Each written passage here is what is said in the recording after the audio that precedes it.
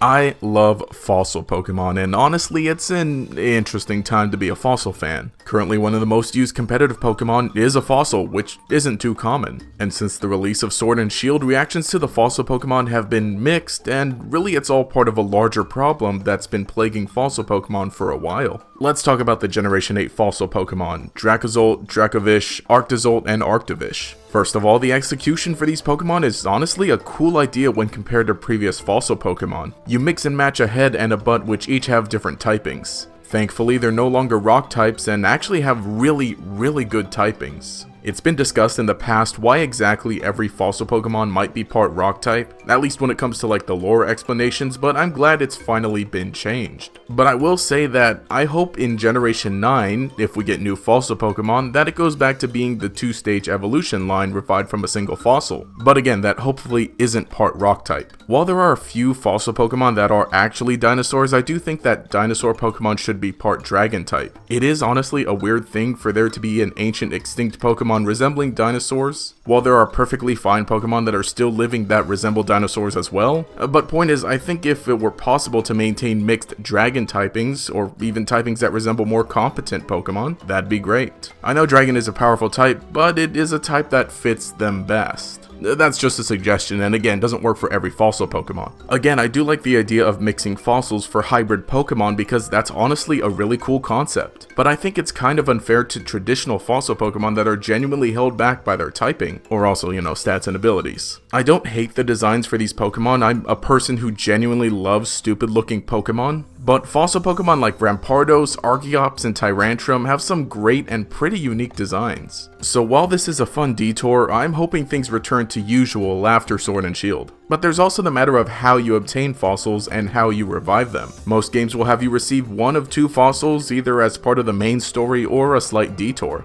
This did keep fossils limited in a realistic way and encouraged trading as Pokemon tends to do with version exclusives, but it still limits the overall accessibility. Starting from Generation 4, most fossils were pretty much unlimited, and in Diamond and Pearl, it was as long as you could dig them up in the underground. The new fossils were version exclusive, but were still unlimited, as well as all the previous fossils at the time. Personally, I think this was the best way to implement fossils. There's still a type of exclusivity with each version, as well as requiring you to put in some work to obtain in a way that made sense. They're fossils, so of course they'd be underground. Continuing on, the fossils went back to obtaining one of the new generation and having ways to obtain relatively unlimited amounts of the older generations. And this worked fine. It wasn't until late Generation 7 in Ultra Sun and Moon that I had an issue, where the method of obtaining fossils was to walk into a store and buy them. There is some version exclusivity in terms of what fossils you could buy, but if you're just gonna buy fossils and then take them to be revived, is there even a point anymore? You don't put in work to obtain the fossil, and you're not given it early on to hold on to for most of the journey. By the time you're able to purchase them, you can revive them right away.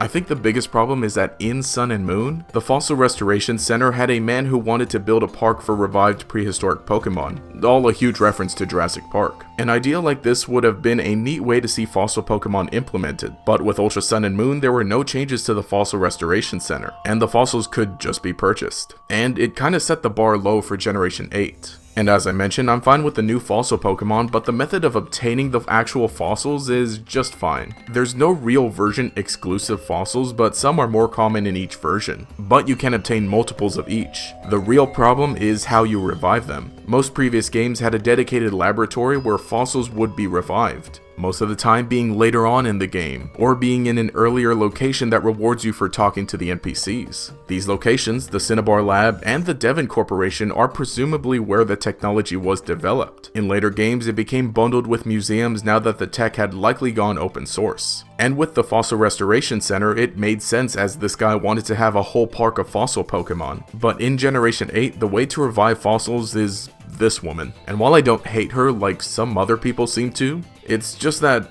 well, there's nothing here, and she's literally a nobody. For hybrid fossil Pokemon, it would have made a lot more sense to have a full research facility that was experimenting with combining fossils, but again, it's just some lady. And now it becomes evident that Pokemon just has no idea what to do with fossils. I mean, they had the perfect opportunity to combine the concept with something like a Safari Zone, which has been absent in recent games, and they didn't take that opportunity to do so. If fossils can be so easily obtained and revived, then they become pretty redundant. I think they realized this and at least decided the right way to mix things up was to literally mix things up. When it comes down to it, I think that one of two things needs to happen. The first option is to double down and treat fossils like regular Pokemon, and have a place where they could be encountered as wild Pokemon. There could easily be a reason for this. I mean, the Dream Park would have been a great one. The other option is to double down in the other direction and give weight to the act of collecting and reviving the fossils. Putting a good amount of time distance between obtaining the fossils and being able to revive them during a playthrough of the story,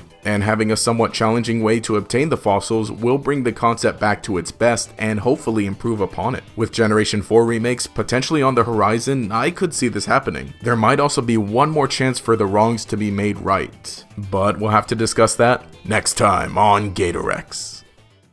But anyway, let me know what you think about fossil Pokemon, if you think they're fine in Generation 8, if you think the execution, the implementation needs to be changed, and some of your ideas and suggestions. Also, what's your favorite fossil Pokemon? Do you like the ones in Generation 8? All that cool stuff. Let me know if you're ready to join me in saving the fossil Pokemon. They're cute.